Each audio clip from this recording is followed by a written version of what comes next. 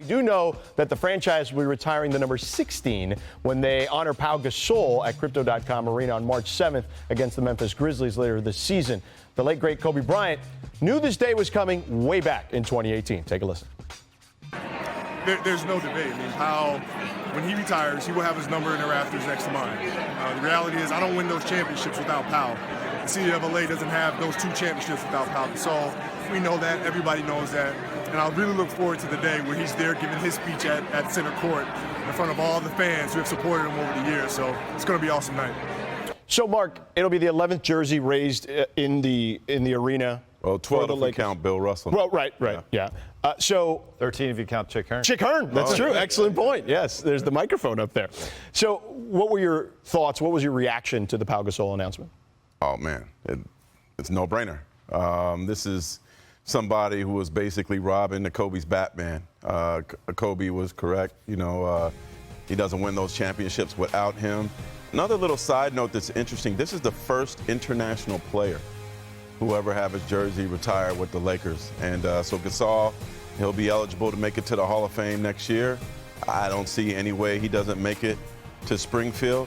But the kind of cool thing is that the Lakers are being proactive. Typically, you often see guys get their jerseys retired after they get to the Hall of Fame. No, the Lakers aren't waiting.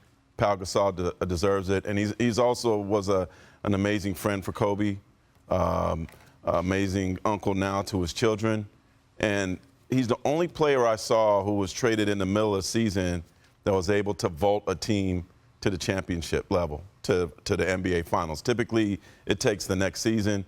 Pau Gasol saw 3 finals, 2 championships with the Lakers, and forever a star here. Dave, you covered those teams very closely, and to Mark's point, they did go to the finals 3 times, but that first finals, when they lost, he took a lot of grief from Lakers fans and people around the NBA for the way he played in that series, particularly against Kevin Garnett. But you saw the evolution of Pau and the growth of Pau as well.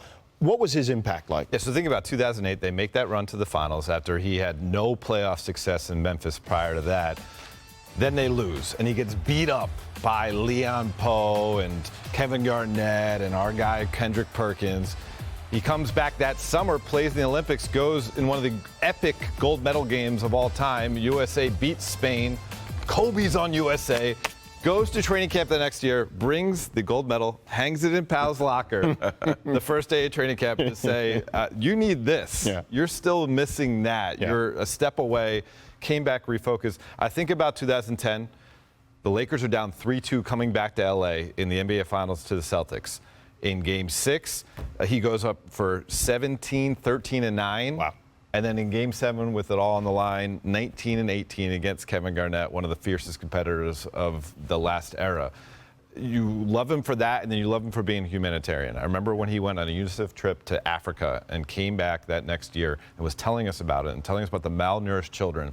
And he said he had a solution that he would feed the children with. He would dip his finger in it and actually put it in their mouths. And he was tearing up talking about this. Like, this is the stuff that he carries with him. He sees the impact he can have using the NBA platform to try to make the world a better place. Not every person's like that. No. And I think people in the Lakers organization will tell you they miss him just as much for who he is as a person than what he was as a 6-time All-Star. Certainly one of the more beloved players in Laker lore for sure.